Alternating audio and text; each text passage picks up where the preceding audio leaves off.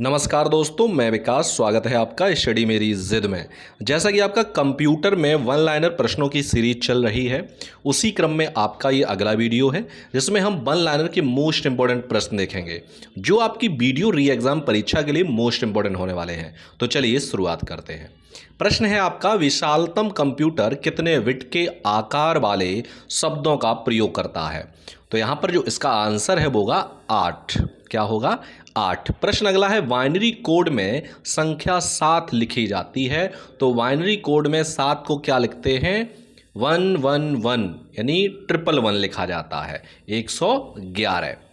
आगे बढ़ेंगे। प्रश्न अगला है कि स्क्रीन के बैकग्राउंड को किस नाम से जाना जाता है? तो स्क्रीन के बैकग्राउंड को डेस्कटॉप के नाम से जाना जाता है। किसके नाम से जाना जाता है? डेस्कटॉप के नाम से जाना जाता है। प्रश्न अगला है, कंप्यूटर का पिता कौन है? तो कंप्यूटर का पिता किसे कहा जाता है? तो चार्ल्स बेबेज को कंप्यूटर का पिता कहा जाता है। चलिए आगे बढ़ेंगे। प्रश्न आपका अगला देखेंगे। प्रश्न है कि कंप्यूटर की रचना में नामक हार्डवेयर आते हैं। कौन कौन से आते हैं hardware? Monitor, central processing unit, keyboard, mouse, printer और मॉडेम। आगे बढ़ेंगे। प्रश्न अगला है कि ऑक्टल नंबर सिस्टम का आधार होता है। तो क्या आधार होता है? बेस 8। कितना होता है? बेस 8 होता है। प्रश्न अगला है कि बाइनरी नंबर का आधार कितना होता है? तो बाइनरी नंबर का आधार बेस 2 होता है। कितना होता है? बेस 2। आगे बढ़ेंगे। प्रश्न अगला है कि आधुनिक सुपर कंप्यूटर की चरम गति है। तो आधुनिक सुपर कंप्यूटर की जो चरम गति है वो कितनी है? 100 गीगा फ्लॉप्स। 100 giga flops. आगे बढ़ते हैं। प्रश्न अगला है कि प्रथम यांत्रिक गणना मशीन किसने निर्मित की थी? तो प्रश्न यांत्रिक गणना जो मशीन है वो ब्लेज पास्कल ने निर्मित की थी। किसने की थी? ब्लेज पास्कल ने। प्रश्न अगला है कि IBM द्वारा घरेलू उपयोग हेतु पर्सनल कंप्यूटर का निर्माण कब हुआ? तो ये हुआ था 1980 में।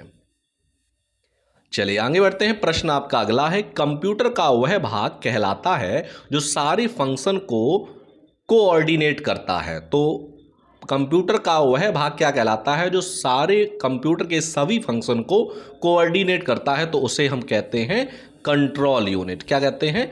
Control unit.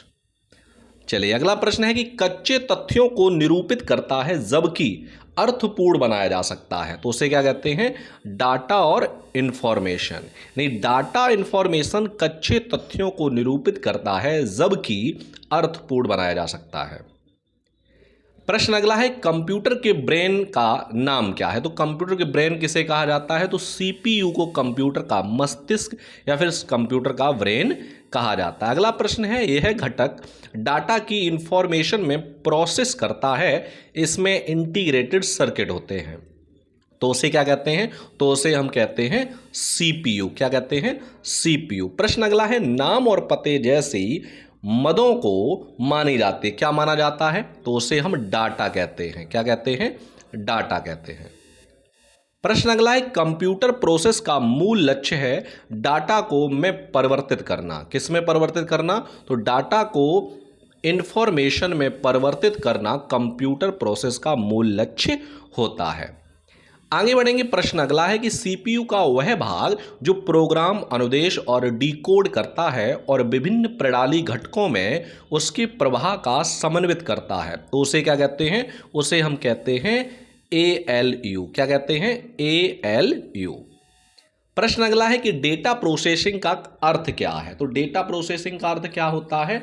वाणिज्यिक उपयोग के लिए जानकारी तैयार करना। ये क्या कहलाता है? आपका डेटा प्रोसेसिंग। अगला प्रश्न है कि सेंट्रल प्रोसेसिंग यूनिट में एक कंपोनेंट के रूप में कौन सा उपयोग होता है? तो कौन सा उपयोग होता है? अर्थमेटिक लॉजिकल यूनिट यानी ALU। आगे बढ़ेंगे। प्रश्न अगला है, CPU कहा जाता है जब PC के बारे में बात होती है, कंप्यूटर के लिए प्रचुर मात्रा में प्रोसेसिंग करता है, तो उसे हम क्या कहते हैं? तो उसे हम कहते हैं माइक्रो प्रोसेसर। क्या कहा जाता है? माइक्रो प्रोसेसर कहा जाता है। चलिए आगे बढ़ते हैं। प्रश्न अगला है कि एक इलेक्ट्रॉनिक डिवाइस है जो डेटा को इंफॉर्मेशन में कन्वर्ट करते हुए प्रोसेस करता है, तो उसे क्या कहते हैं? प्रोसेसर। यानी प्रोसेसर एक इलेक्ट्रॉनिक डिवाइस है जो डेटा को इंफॉर्मेशन में कन्वर्ट करते हुए प्रोसेस करता है। अगला प्रश्न है कंप्यूटर प्रोसेस द्वारा इंफॉर्मेशन में परिवर्तित किया जाता है, तो क्या परिवर्तन किया जाता है? डाटा को परिवर्तित किया जाता है। प्रश्न अगला है सीपीयू में कंट्रोल यूनिट का कार्य है, तो सीपीयू में कंट्रोल यूनिट का कार्य क्या है? सेंट्रल प्रोसेसिंग यूनिट है। क्या है? Central processing unit. आगे बढ़ेंगे। प्रश्न अगला है कि सीपीयू में कंट्रोल यूनिट का कार्य है, तो सीपीयू में कंट्रोल यूनिट का कार्य क्या है? प्रोग्राम को डिकोड करना। प्रोग्राम को डिकोड करना क्या कहलाता है? सीपीयू में कंट्रोल यूनिट का कार्य होता है। इस वीडियो का आपका लास्ट प्रश्न है कि सेंट्रल प्रोसेसिंग यूनिट द्वारा डाटा जमा करने के लिए माध्यम को सीधे सीधे नियंत्रित करना कौन करता है? स्टोरेज यूनिट करता है। तो ये थे आपके वन लाइनर मोस्ट इंपोर्टेंट प्रश्न कंप्यूटर के, जो मैंने आपको इस वीडियो में करा दिए हैं। मिलते हैं हम आपको अगले वीडियो में नए प्रश्नों के साथ, तब तक के लिए धन्यवाद।